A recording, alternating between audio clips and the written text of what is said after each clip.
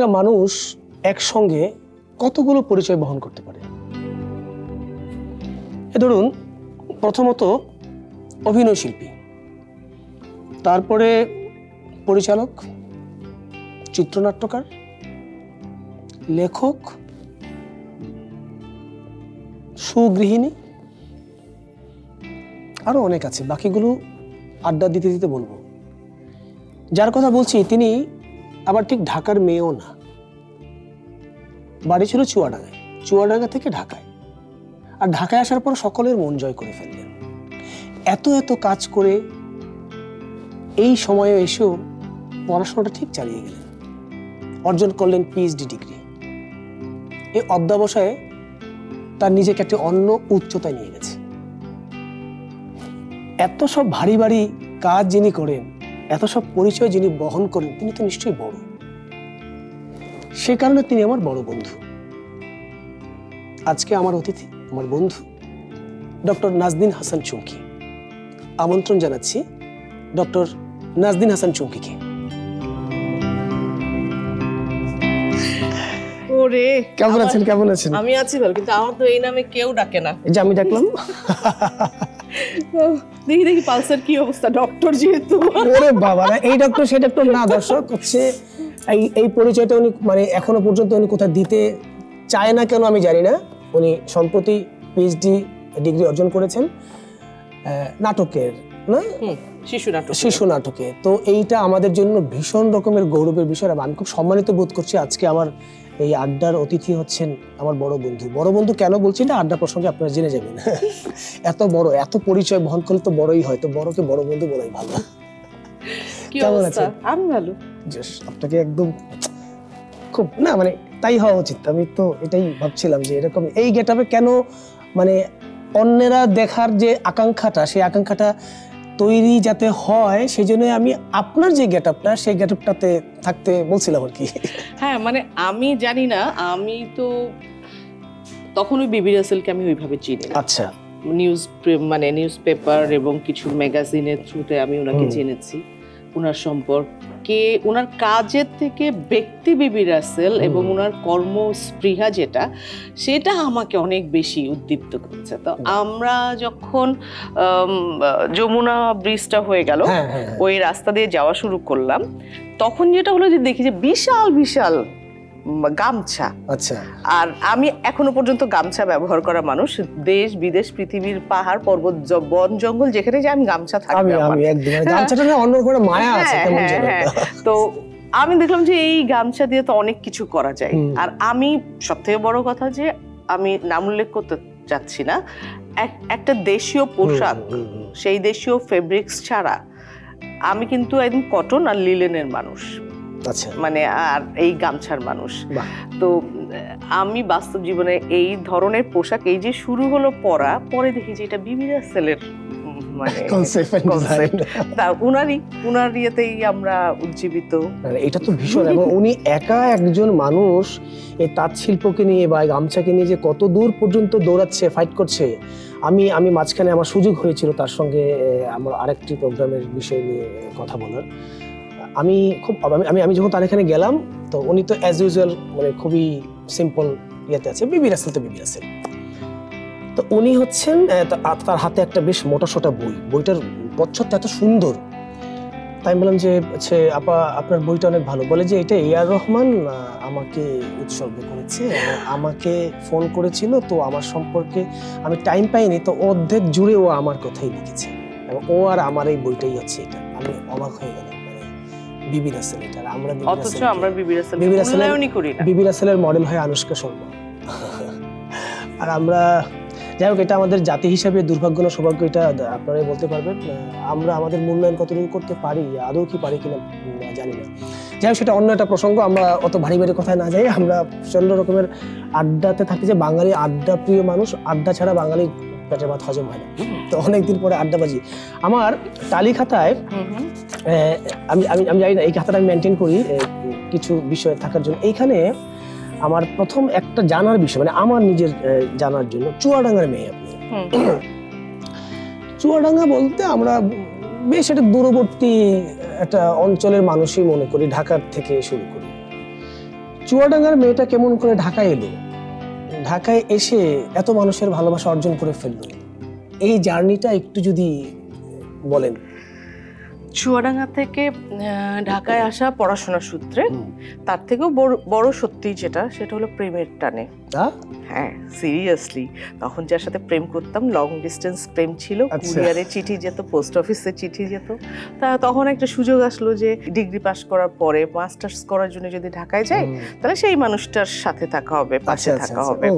তো আমার পরিবার জানতো, আমি আবার আমার পরিবারকে লুকিয়ে করতে পারি না। তো এইটা মোটামুটি ঠিক ছিল যে আমি তারই ঘরণী হব বা তার সাথে আমার জীবন কাটবে।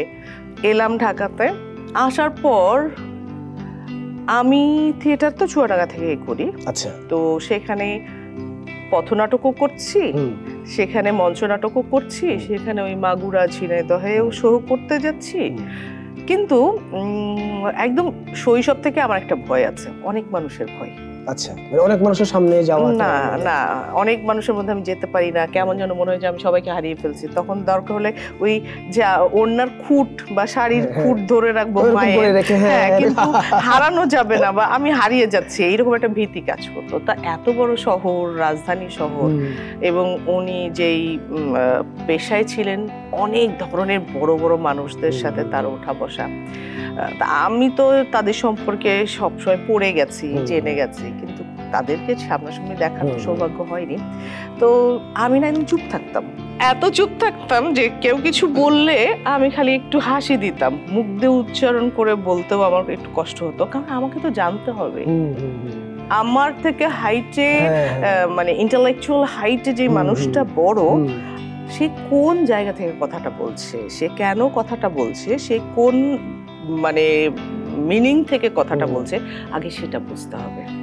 তার জন্য আমাকে পড়তে হবে বা আমাকে জানতে হবে, আমাকে বুঝতে হবে, তারপরে আমার মুখটা খুলতে হবে। তার মানে ওই সময় থেকে আপনার একটা পর্যবেক্ষণ শক্তি কাজ করতে। অভিনেতা তো এই কারণেই, মানে না হলে তো আমার তো 14 গোষ্ঠীর কেউ অভিনেতা না, আমি কিভাবে হলাম? সেটা ধরুন অনেকেই আছে, হয় না, এই যে মানুষকে অবজার্ভ করে আমার ভীষণ রকম ভালো লাগলো এই জিনিসটা, যে একটা মানুষ কথা বলছে তো আপনি তার প্রত্যুত্তর না দিয়ে এবং তাকে রিড করার চেষ্টা করতেছেন যে ওর কোন হাইটে কথাটা বলছে, আচ্ছা আমি যে এই হাইটে কি অ্যানসারটা দেবো নাকি না একটু দেবো না, অবশ্যই জানতে হবে। এইটা তো এখনকার মানুষ চিন্তাই করতে পারে না। এটা কেন চিন্তা করতে হবে? কারণ আমি বোকার মতো একটা কথা বলে ফেলে হয় আপনাকে অপমান করছি, অথবা নিজে অপদস্থ হচ্ছি।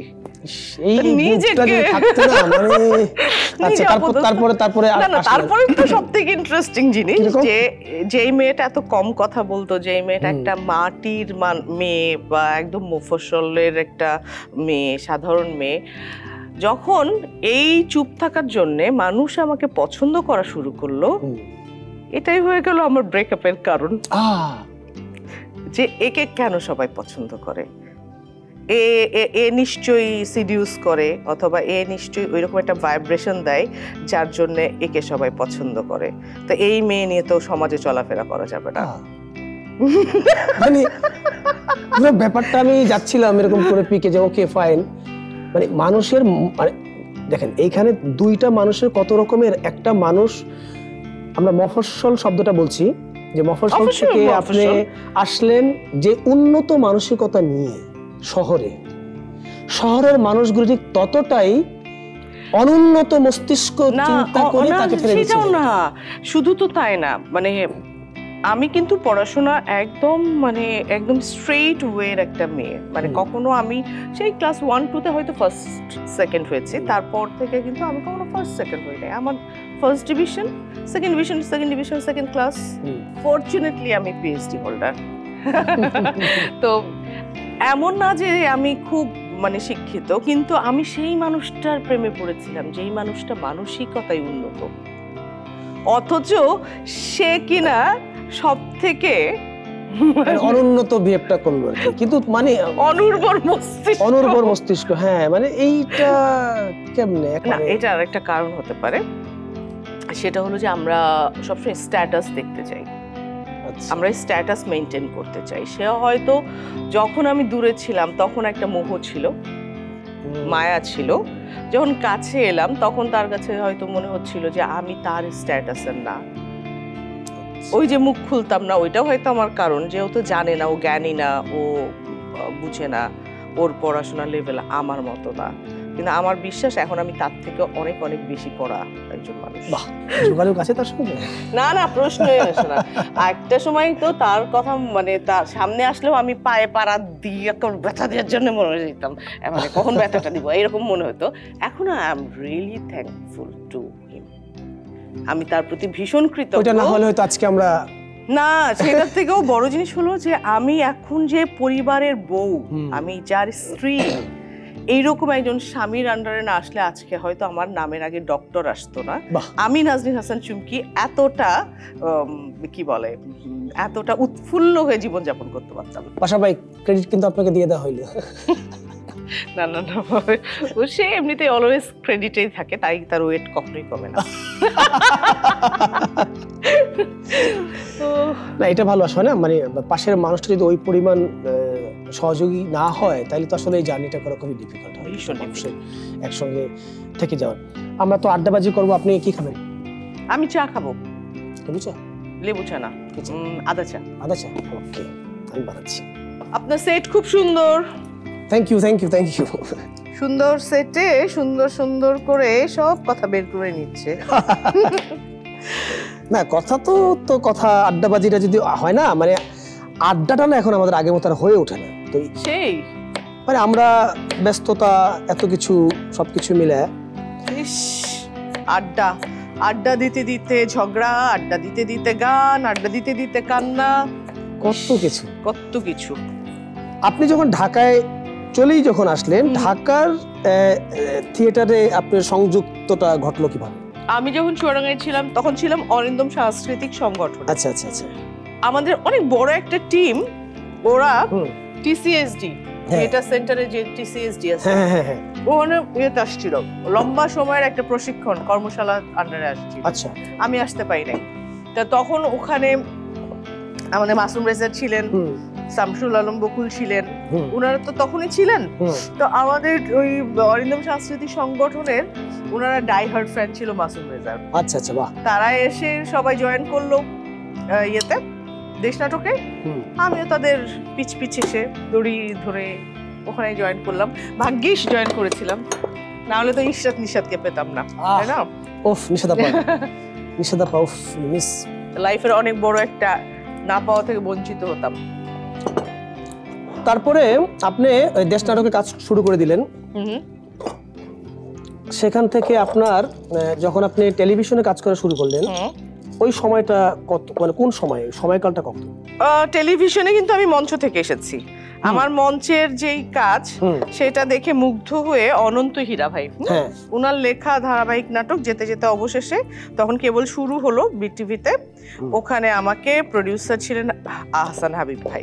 আচ্ছা, ওনাকে বললেন, ওনারা এসে একটা শো দেখলেন, দেখে আমাকে কাস্টিং করলেন। এটা 98-99 এর কথা বলছি। বাহ। বাট আমার কিন্তু কখনোই কোনোদিনও স্বপ্ন ছিল না যে আমি হলো থিয়েটারে কাজ করব, সরি টেলিভিশনে কাজ করব। এইটা হলো সব থেকে অদ্ভুত, মানুষ যা চায় না সেটাই আসলে হয়ে যায়, বুমেরাং টাইপের না। এবং খুবই বিরক্ত নিয়ে কাজ করতাম আমি তখন, যদি মনোযোগটা থাক না। আপনি সেটা প্রথমত তো সেটা আপনি চান নাই, কারণ আমাদের আসলে হয় না যে যারা আমরা মঞ্চে কাজ করি তাদের তো প্যাশনটা হয় একদমই মঞ্চ। তো আপনি সেটা না চাও তো ওখানে গেছেন বলে দর্শক আবার আপনাকে পেয়েছে, এক্স্যাক্টলি গুণী অভিনেত্রীকে পেয়েছে। Thank you, thank you, thank you. কিন্তু ওই জিনিসটাই ছিল যে আমার যেহেতু মঞ্চ প্যাশন, সেহেতু আমার মনে হতো যে আমি তো চাকরি করতাম তখনই। আচ্ছা, আমি চাকরি করি আর থিয়েটার করি, আমি তো খুব ভালো আছি, আমার কেন আবার এইটা আসলে, আমার কেন এইটা। তবে একটা জিনিস ছিল যে নিজের ভালোবাসার সাথে বা প্যাশনের সাথে কখনো ইয়ে করি নাই, দুই নাম্বারই করি নাই। ওই জায়গাটা একদম সৎ ছিলেন, খুবই সৎ ছিলাম যে আমার ভালো লাগছে না টেলিভিশন নাটক করতে, কিন্তু আমি যেটা করেছি, আমি যা শিখছিলাম থিয়েটার থেকে বা এখনো যা শিখছি, সেটা মনোযোগ দিয়ে উপস্থাপনটা করার চেষ্টা করি। বাহ। তারপরে আপনি হচ্ছে 2006, যদি আমার ভুল না হয়, আপনি একটা চলচ্চিত্রে যুক্ত হলেন, ঘানি। জি। এই যুক্ত হওয়াটা কিভাবে হইল? এটা কিন্তু মজার বিষয় হলো, এটা উনি নাটক করেছিলেন না, চিনি ছাড়া। এটা কিন্তু আগে ডিরেক্টর একটি নাটক করেছিল হ্যাঁ ইটিভিতে। আচ্ছা আচ্ছা আচ্ছা। তখন একুশের টেলিভিশনে এটি নাটকের কিন্তু কলাকুশলীরা ছিল ডিফারেন্ট। ওরে বাবা, হ্যাঁ হ্যাঁ, তখন ওইটা মানে একটা দারুণ একটা চর্চার জায়গা ছিল, হ্যাঁ। হয় না? প্রথম মানে টেলিভিশন নাটকের ঘরানাটা ভেঙে ইটিভিতে তখন দারুণ দারুণ সব কাজ শুরু হলো আর কি, এটা আমার মনে আছে। তখন যিনি আমার ক্যারেক্টারে ছিলেন হ্যাঁ অপেক্ষাকৃতভাবে হ্যাঁ ওনার কাস্টিংটা বাদ যাওয়ার কারণ ছিল হাইট। আচ্ছা। কারণ যখন বড় পর্দায় করা হচ্ছে হ্যাঁ। তখন কিন্তু হাইটটা একটু Matter করে, হ্যাঁ, ম্যাটার করে। তো তিনি নিঃসন্দেহে ভালো অভিনয় মানে করেছিলেন, ভালো অভিনেত্রী, এখানে কোনো ধরনের কোনো ডাউট নেই। আচ্ছা। কিন্তু যেহেতু এটা বড় পর্দাতে দেখানো হবে তখন মানে যিনি মূল প্রোটাগনিস্ট ছেলে এবং মেয়ে হ্যাঁ। দুটোকেই চেঞ্জ করে দেওয়া হলো শুধুমাত্র হাইটের কারণে। আহা। এবং সেখানে আরমান পারভেজ মুরাদ ইয়া লম্বু, হ্যাঁ, হ্যাঁ, হ্যাঁ, আর হ্যাঁ, আমি মুরাদ ভাই। মোটামুটি মিডিয়াম সাইজের একটু লম্বু, আমাদের দুজন কাস্টিং করা হলো। এইটাই হয়তো কারণ, কারণ আমি জানতামও না। আমাকে ডাক দিলেন, আমাকে স্ক্রিপ্ট দেবার মোটামুটি কতদিন পর, মাস দুয়েক পরে কিন্তু ফাইনাল করা হয়েছে যে সিনেমাটি হ্যাঁ। আমাকে নিয়ে করা হচ্ছে। আমি কিন্তু এর মধ্যে ও, তার আগে ফলো আপনি করি নাই। ব্যাপারটা জানতেনই না? না, আমাকে আচ্ছা, আচ্ছা। স্ক্রিপ্ট পাঠিয়েছে, আমার সাথে দেখা করেছে, হ্যাঁ, তারপর আমাকে বলেছে যে আমরা আপনাকে জানাবো। হুম। জানাবো বলার পরে একটা মানুষের একটা আগ্রহ থাকে না, বা একটা ইয়ে থাকে না যে আবারও নক করি, জিজ্ঞেস হ্যাঁ, করি। কিন্তু এটা করেন নাই আপনি। Thank you. আরেকটু দেবো? আসলে হ্যাঁ, আমি তো- অবশ্যই একটু পুদিনা পাতাও নিব। ও ও আপনি চাইলে নিতে পারেন। হ্যাঁ, শিওর। এই যে আপনি আমাকে বলেন না যে আমার কিন্তু আজকে এই মুহূর্ত পর্যন্ত হ্যাঁ। আমি কিন্তু এনজয় করি এরকম ঘরের মধ্যে বসে রান্না বান্না, তারপরে আপনার এরকম কাটাকাটি সকল কিছু। আর আপনি যে সুগৃহিণী সেটা জানি আমি। দাদা সেইটা ঠিক আছে, কিন্তু এই যে পুদিনা পাতা আপনার হ্যাঁ। যেমন রান্নাঘরে, হ্যাঁ। আমারও কিন্তু রান্নাঘরে ঝুলানো থাকে। বাহ, কমন কমন। ধনিয়া পাতা, পুদিনা পাতা এগুলো ছিটতে থাকি আর মোটামুটি রান্নার মধ্যে দিতে থাকি। চলেন তারপরে বলেন আর কি অবস্থা, আপনার অবস্থা বলেন। আমার তো অবস্থা চলছে যে এগুলো নিয়ে টিয়ে, তো আপনি আমি আমার অবস্থায় পরে যাই, আমি আপনার অবস্থায় থাকতে চাই আগে। হুম হুম। আপনি তো মানে কত কি যে বলিয়ে ফেলবেন না, উফ, আমি তাই চিন্তা করছি। আপনার প্রথম চলচ্চিত্র এবং প্রথম চলচ্চিত্র পুরস্কার এক ছবিতে বাজিমাত, মানে তার মানে আপনি আপনাকে নিয়ে কি পরিমাণ মানে কনফিডেন্স ছিল ডিরেক্টর যে এই ক্যারেক্টারটা আপনি পারবেন, সেটা মানে কার জন্য হয়েছে বা সেটা সেই প্রসঙ্গে না যাক, আপনি আপনার মেধার জায়গা থেকে প্রথম সিনেমায় একবারে রাষ্ট্রীয় পুরস্কার, এই অনুভূতিটা? সৌভাগ্য, উপরওয়ালার ব্লেসিং, বাবা মায়ের ভালোবাসা, সহশিল্পীদের ভালোবাসা ছিল এই পরিমাণ। বাহ। মানে একটা শর্ট দিয়ে আসার পরে, তখন 35-এ কাজ করি, এটা খুব ইন্টারেস্টিং গল্প, এটা আমি বলতে প্লিজ প্লিজ প্লিজ মানে প্রাউড ফিল করি।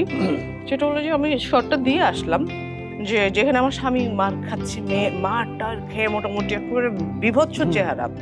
মানে যখন আমার স্বামীকে নিয়ে এসে মেকআপ করিয়ে নিয়ে এসে জোনে বসানো হলো, পুরো সেট হঠাৎ করে কেমন যেন একটা বাজ পড়লে মানুষজন ভয় পেয়ে চুপ হয়ে যায় না, ওরকম চুপ হয়ে গেল। হঠাৎ করে মেকআপ ম্যান বলল কি, আমি ওনার ন্যাশনাল অ্যাওয়ার্ডটা কনফার্ম করে দিলাম। আমার একদম মানে আমি খাবার ছুঁয়ে বলছি, একটা মেকআপ ম্যান, সিনেমা শেষ হয় নাই, শুটিং চলছে, তার মানে আর্টিস্ট নিয়ে সে পিছনে বিড়বিড় করে বলছে যে আমি ওনার ন্যাশনাল অ্যাওয়ার্ডটা কনফার্ম করে ফেললাম। মানে নিজেই অবাক হচ্ছে, কারণ এত অসাধারণ মেকআপ এবং এত মায়া লাগে। ওস্তাদের নাম শরীফ ওস্তাদ, এফডিসি মেকআপ আর্টিস্ট শরীফ ওস্তাদ ছিলেন, এবং উনি নিজে মুগ্ধ হয়ে গেছে যে একটা মানুষকে দেখে বিশ্বাস করতে মানুষ বাধ্য যে গণপিটুনি খেয়ে আসছে এই লোকটা। তো যাই হোক, এরকম একটা সেটে যখন কাজ করছি, আমার কো আর্টিস্ট ছিলেন আরমান পারভেজ মুরাদ, রাইসুল ইসলাম আসাদ, ডলি জহুর, মাসুম আজিজ। তো এই স্বামীকে দেখার পরে যখন আমি হাউমাউ করে কাঁদছি, তখন আমার শাড়িটা নিয়ে আমি এইভাবে কাঁদছি। শেষ শর্ট তো একদম হিসাব করা, শর্ট শেষ।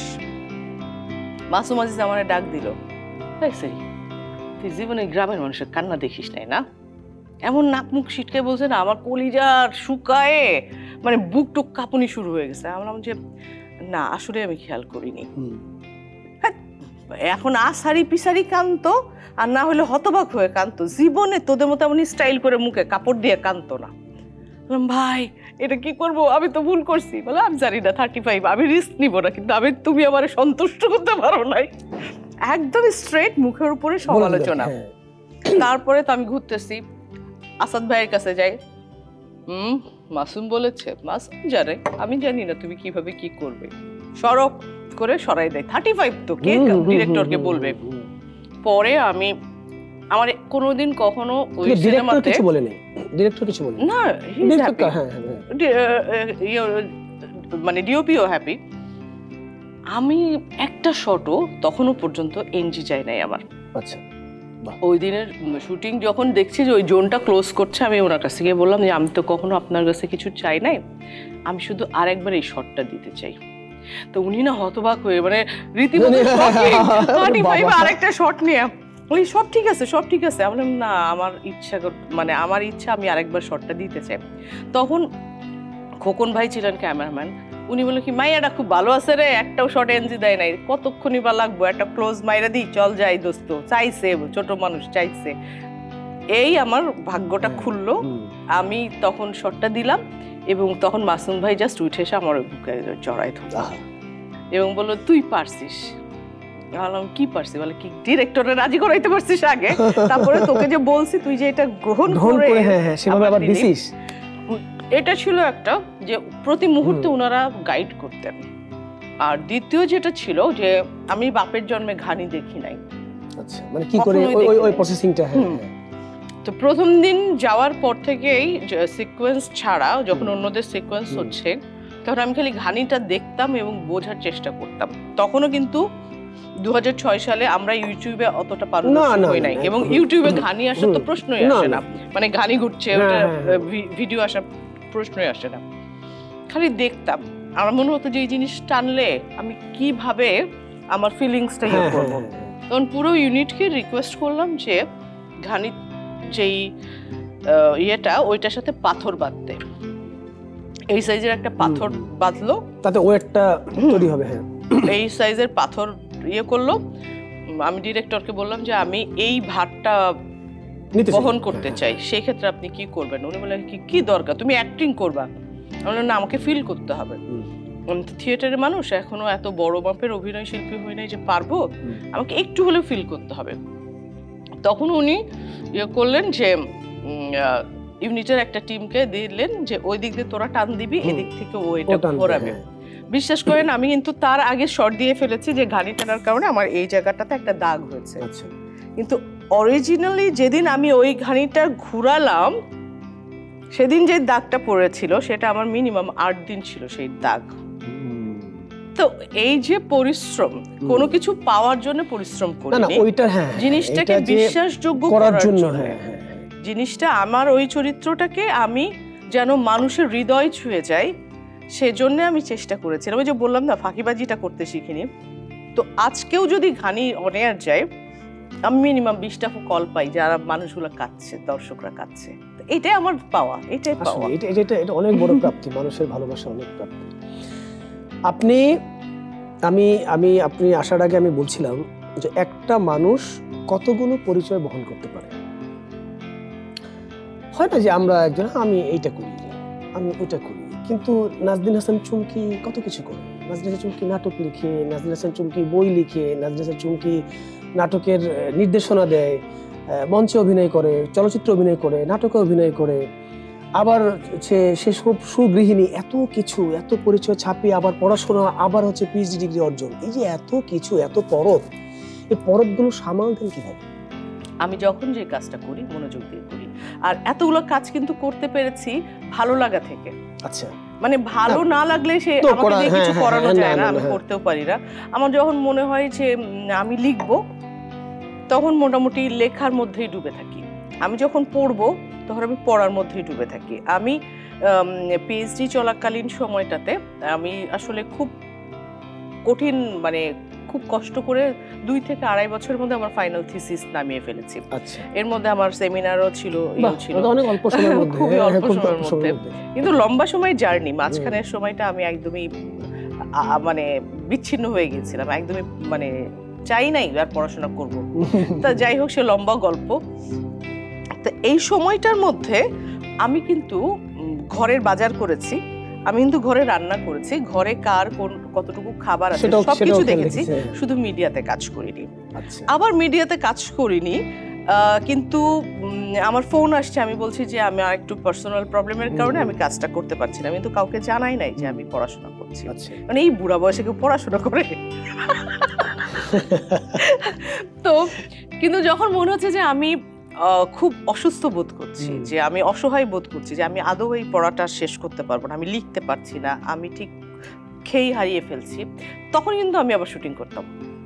আচ্ছা, জাস্ট অ্যাট লিস্ট ডাইভার্টটা, হ্যাঁ একটু নিজের মেন্টালি একটু মানে চেঞ্জ করার জন্য বা জায়গাটা চেঞ্জ করার জন্য, কোয়ার্টিসদের সাথে এই যে আড্ডা, এই যে মানে একদম নির্ভর থাকা, সারা সকালবেলা ঢুকবো রাতে যাব, বাবা কোনো রকম কোনো মানে টেনশন নাই, ঠিক এই মুক্তিটার জন্য কিন্তু আমি ইয়েটা করেছি, মানে শুটিং করেছি, টিভিসি করেছি, 1 ঘন্টা নাটক করেছি, বা একদিনের ওভিসি করেছি, একটা ব্রেক তৈরি হলো। তবে একটা জিনিস থেকে একেবারেই আমি মুখ ফেরাতে পারিনি, সেটা হলো থিয়েটার। মানে ওর মধ্যে যতগুলো শো হয়েছে, এটা অ্যাডিকশনের মতো। তো এই যে লেগে থাকার ব্যাপারটা, এটা কেন যেন খুব ভালো পারি। বাহ, আপনার কখন মনে হলো যে মানে আপনি নাটক লেখা শুরু করলেন? মানে এটা কি নিজের কোনো চাহিদার জন্য, না কি মনে করে নাটক লেখা শুরু করলেন? এইটা খুবই মানে একটা শিশুতোষ বিষয় থেকে নাটক লেখা শুরু করেছিলাম। আমার কাছে মনে হতো যে আমাদের বাজেট যেভাবে কমা শুরু করলো হঠাৎ করে, সেটা হঠাৎ করে, মানে একটা সময় এত ভালো বাজেট ছিল, তারপর ঠাস করে পড়ে গেল। এত আনএক্সপেক্টেড একটা বাজেট কমা শুরু হলো, যখন ডিরেক্টররা কেমন যেন খেই হারিয়ে ফেলছিল। তা আমি বললাম যে ভাই, গল্প যদি ঠিক থাকে, 2 জন আর্টিস্টেও মানুষ নাটক দেখবে, তাহলে দূর আপা কি বলেন, আলাম আপনি লিখেন, গল্প লিখেন, গল্প শুধু 2 জন আর্টিস্ট ফ্রেমে, আর কেউ নাই, আপনার নাটক দেখবে। এটা আপনি হয়তো বলবেন যে এটা আপনি তো খারাপ চিন্তা করেছেন। না, খারাপ না, এটা আমি বলবো এটা সাহসী চিন্তা। কারণ কি, এই যে টেলিভিশনের জায়গায় 2 জন ক্যারেক্টারকে ধরে একটা 1 ঘন্টার নাটক চালানো, এটা সাহসী বিষয়। তো সেই 2 জন আর্টিস্ট চলে গিয়েছিল আপনার 4 জন আর্টিস্টে। আচ্ছা, মানে 2 জন আর্টিস্ট নিয়ে যে নাটকটি আমি লিখে দিয়েছিলাম ডিরেক্টরকে, ডিরেক্টর সেটাকে না এরকম না বস, ওইরকম রাজিবুল ইসলাম রাজীব, ওর কাছে আমি চিরকৃতজ্ঞ যে ও প্রথম আমাকে দিয়ে মানে চ্যালেঞ্জটা নিয়েছিল।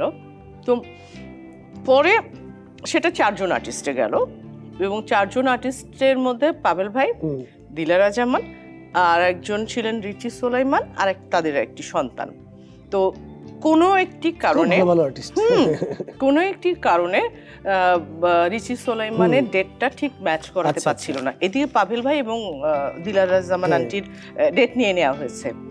বাইরে ওই নাটক আমার করতে হয়েছিল, ওই ক্যারেক্টার, এবং আমি এই ক্যারেক্টার করতে চাই নাই, কারণ নিজের লেখা 1, 2 নাম্বার হলো 20টার উপরে চড় ছিল।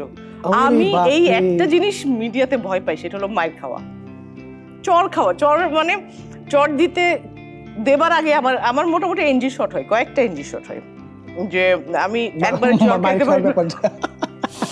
ওইটাতে ঠাস ঠাস করে খালি কথায় কথায় পাবেল ভাই চট দেয় তার বউকে। মানে আমি যে কি অবস্থা, পাবেল ভাই পরে এত বিরক্ত হয়েছে, আবার বলে কি তুমি আমার পরে বিশ্বাস রাখো, কোনো ব্যথা লাগবে না।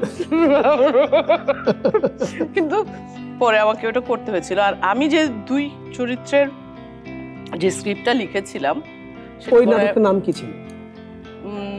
কোনটা? যেটা প্রথম যেটা বললেন আগে, ওটার নাম ছিল বাইনোকুলার। আচ্ছা আচ্ছা। আর আমি যেটা 2টো লিখেছিলাম 2 চরিত্রের, সেটা ফাইনালি আমি বানিয়েছিলাম। হ্যাঁ, ওই নির্দিষ্ট জায়গাটা আমি আসতে যাচ্ছিলাম। ওটার নাম কি ছিল? এটার নাম ছিল যে জীবন দোয়েলের শালিকের। আচ্ছা, কি সুন্দর নাম।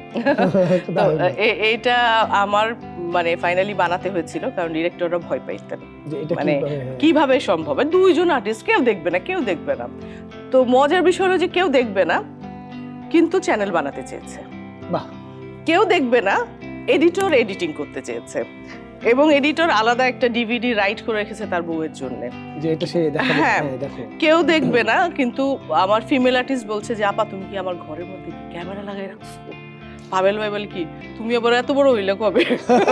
তো এই যে কেউ দেখবে না, কিন্তু সবার যে ইমপ্রেশন, ওইটা আসলে আমাকে আরো লেখা, আরো বানানোর উৎসাহ।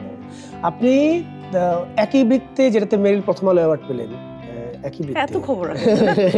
ওইটা কার ইয়ে ছিল, লেখা ছিল? কাজী মোর্শেদ, গানের ডিরেক্টর এবং রাইটারের। বাবা, এই ভদ্রলোক তো তেলেছে, মানে হয় না যে এক সিনেমাতেও যে এই ভদ্রলোক ভয়ঙ্কর ইমোশনাল এবং অসম্ভব ভালো একজন রাইটার। উনি ডিরেকশন দিয়েছেন কম, উনি ন্যাশনাল অ্যাওয়ার্ড অনেক আগে থেকে পাওয়া। আচ্ছা, উনি ন্যাশনাল অ্যাওয়ার্ড, ওনার অনেক নামি নামি সিনেমা আমাদের চলচ্চিত্র জগতের একদম ইতিহাস সৃষ্টিকারী সিনেমা আছে, যে এই মুহূর্তে আমার নামগুলো মনে আসছে না, কিন্তু উনি অনেক গুণী মানুষ। না না, সেটা দেখতেই পাচ্ছি আমরা যে উনি যখনই যেটা ধরছেন সেটা যে একটা সোনা ফলে যাচ্ছে, সেটা একটা বিরাট ব্যাপার। ওইটা থেকে আপনার এর মধ্যে আমরা গত বইমেলায়, যদি আমার ভুল না হয়, না গত বইমেলা, তার আগের বইমেলা সম্ভবত 2022 আপনার প্রথম বই বেরোলো। এই বইয়ের বেরোনোর চিন্তা কোত্থেকে এলো? আমার মাথায় ছিল না। আমার একটা ভালো গুণ আছে, আমি নিজের ভালো বলছি, কারণ এটা আসলে সবারই থাকা উচিত। আচ্ছা, আপনার এই যে খাবারটা দিয়েছেন, এটা দেখার পর যদি আমার মধ্যে কোনো একটা ফিলিংস আসে, যে বা কিছু কথা আসে, যে এত চমৎকার ভাবে একটা পুরুষ এত সুন্দর করে উপস্থাপন করে খাওয়াতে পারে, তা সেটা নিয়ে কবিতা হোক, মনের কিছু কথা হোক, বা আমার মাথার মধ্যে একটা গল্প তৈরি হলো, আমি এটা লিখে ফেলি। এবং লিখে ফেলি কেন? কারণ এটা আমাকে মুগ্ধতা থেকে বাইর করে। আমি তাহলে আরেকজনের প্রতি মুগ্ধ হতে পারি, বা আরেকটা বিষয়ের প্রতি মুগ্ধ হতে পারি। এক জায়গাতে আমি আটকায় থাকতে চাই না। তো সেই যে লেখাগুলা একদমই ওই জায়গা থেকে লেখা। বা আমার খুব কষ্ট লাগলো কোনো কারণে, খুব কষ্ট লেগেছে, কিন্তু আমি না কষ্ট প্রকাশ করতে জানি না। আমার মনে হয় যে আমি যদি কষ্ট প্রকাশ করি, আপনি কষ্ট পাবেন। অদ্ভুত কিছু রোগ আছে আমার, তা আমার কোনো রাইট নেই আরেকজনকে কষ্ট দেবার। আমি যা পেয়েছি সেটাকে এখন কিভাবে রিমুভ করব, লিখে ফেলি। হয়তো নিজের নাম লিখছি না, কত আরেকজনের নাম নিয়ে, কিন্তু আর 10টা মেয়ের তো এটাই গল্প, আর 10 জন মানুষের তো এটাই গল্প, সেটা লিখে ফেললাম, শেষ, আমি ভারমুক্ত হয়ে গেলাম। তো এই যে ছোট ছোট লেখাগুলা মাঝে মধ্যে আমি ফেসবুকে শেয়ার করতাম। কেন যেন আমি ফেসবুকে লেখা শেয়ার করতে খুব কার্পণ্য বোধ করি, কারণ এটা নাকি কপি পেস্ট করে অনেকের নামে চলে যায়। তো এই লেখাটা আবার পড়তেন আমাদের লুৎফর হাসান, ওই সিঙ্গার লুৎফর ভাই, মানে গীতিকার এবং সিঙ্গার। উনি একদিন আমার ইন্টারভিউ করতে আসলেন, এসে আমার কথা এই কথা সেই কথা বলে, কি এ বই না আপনি লিখেন না?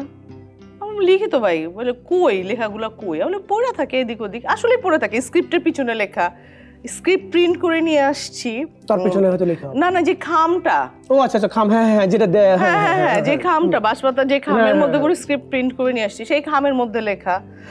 তারপরে হয়তো কোনো একটা বিলের পিছনে লেখা, মানে লিখে ফেললে আমার ভারমুক্ত। মানে এটা কোথায় গেল না গেল সেটা নিয়ে না, ঠিক আছে, ওই রকম ভাবে পড়ে থাকে। তাহলে ছি ছি ছি ছি, এটা কোনো কথা হলো? মোবাইলের যুগ, ল্যাপটপের যুগ, আপনি এখানে ফেলায় রাখেন, এগুলো তাড়াতাড়ি টাইপ করেন। তারপর আমাদের দেন না, দেখি না। ওই যে উনি এই অকাজটা করলেন। অকাজ না, উনি খুব ভালো কাজ করছেন, এবং ওইটার সুবাদে অন্তত মানুষ জানতে পারলো যে না, ওনার লেখাটা তারা পড়তে পারলো, হয় কি না, এটা খুব ভালো একটা গুণ। দর্শক, আড্ডা তো খুব জমে উঠছে, আরো আড্ডা হবে।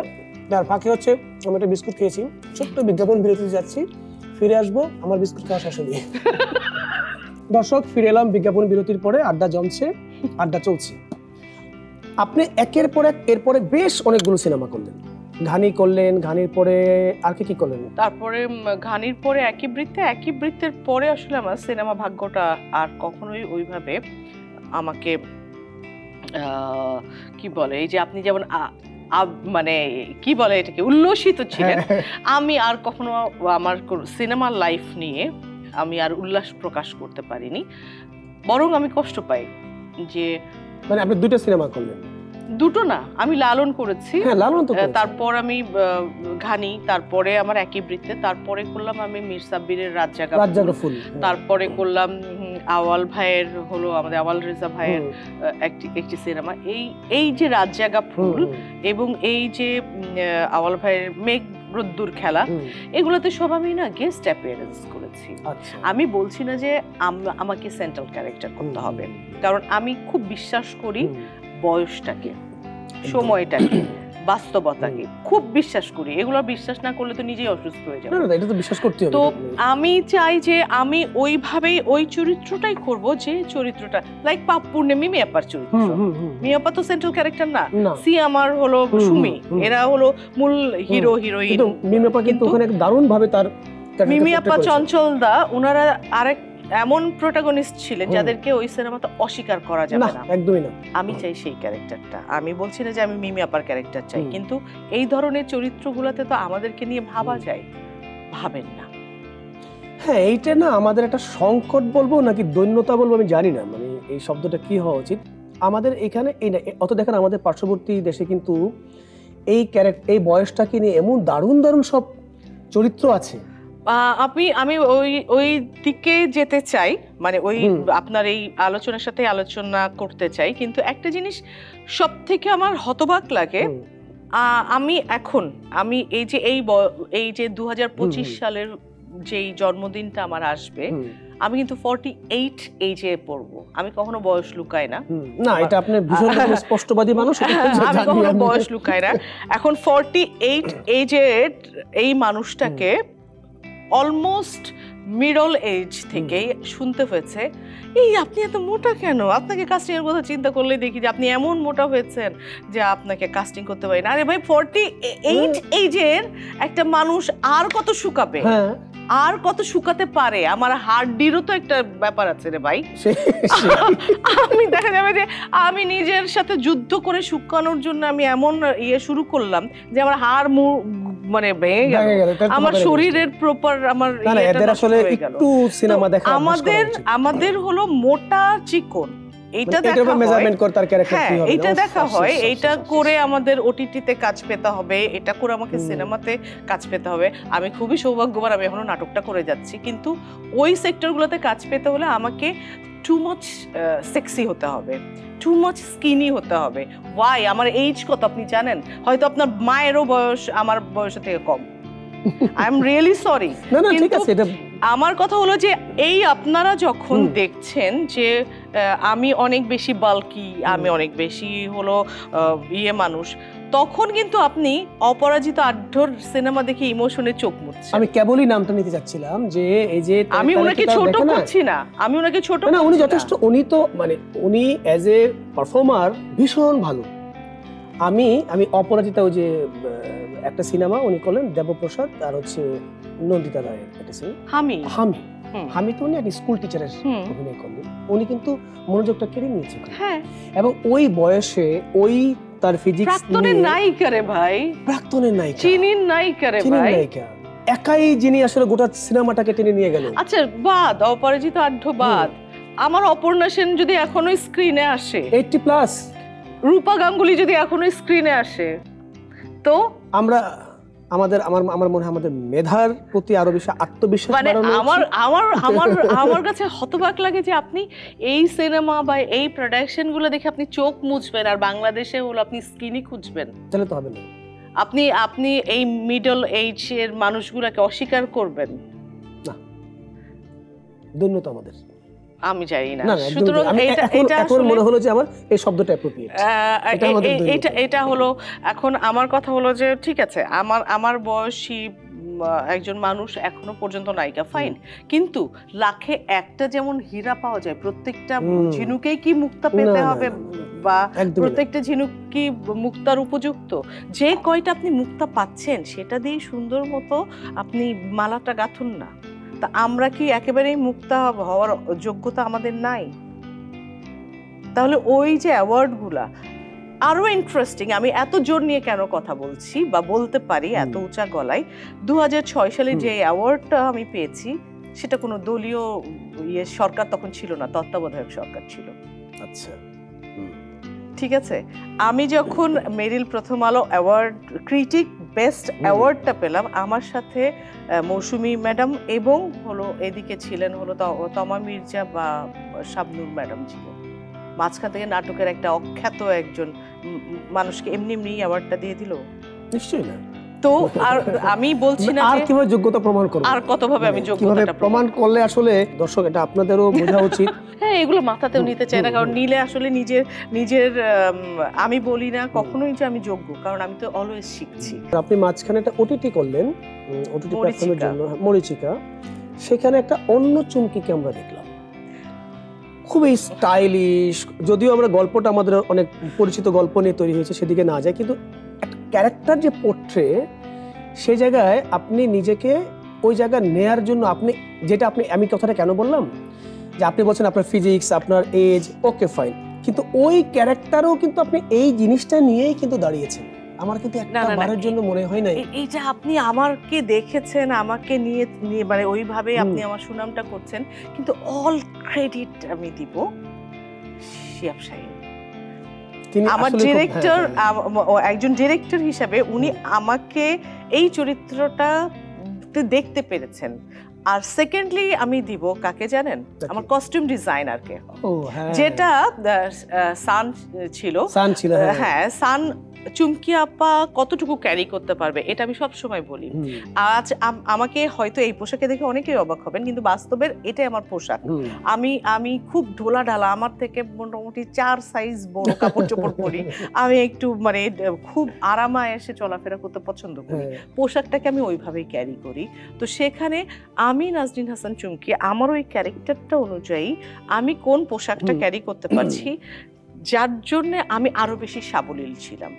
কারণ আমি মনে করি যে সাবলীলতা কিন্তু অভিনয়ে করলে হবে না, না না, সামগ্রিক ভাবে। তো আমি অবশ্যই এই একটা বিষয় আমি আজীবন মানে আমি ক্রেডিটটা অলওয়েজ তার দিকে দিব। উনি আমাকে দিয়ে করিয়ে নিয়েছেন, উনি আমাকে ভেবেছেন, উনি আমার শাহীন ভাইকে অনেক অনেক থ্যাঙ্কস যে উনি আরেকটা রূপে আপনাকে ভাবতে পারছেন। হ্যাঁ, এবং সেটাতে সাকসেসফুল, উনি সাকসেসফুল, আপনি সাকসেসফুল। Thank you. দর্শক যারা দেখেছেন এটা নতুন ভাবে, নতুন সাজে, দেখেন আমরা তো পারফর্মাররা, আমাদের এটা তো পুতুল বলি না আমরা কাদামাটি। তো যে যেভাবে গড়ে তারা সেটা গড়তে পারে, তারাই পারে যারা আসলে ওটাকে জানে, যারা ওটাকে আত্মস্থ করতে পারে, যারা ওটাকে ইমপ্লিমেন্ট করতে পারে। আড্ডা দিতে দিতে একেবারে শেষ পর্যন্ত আমার আড্ডা শেষ করতে ইচ্ছা করতেছে না, কিন্তু আমি আপনাকে আরেকটা সেট থেকে সে একরকম জোর করে ধরে নিয়ে আসছি, সে জায়গায় ছাড়তে হবে। একদম শেষের দিকে চলে আসছি।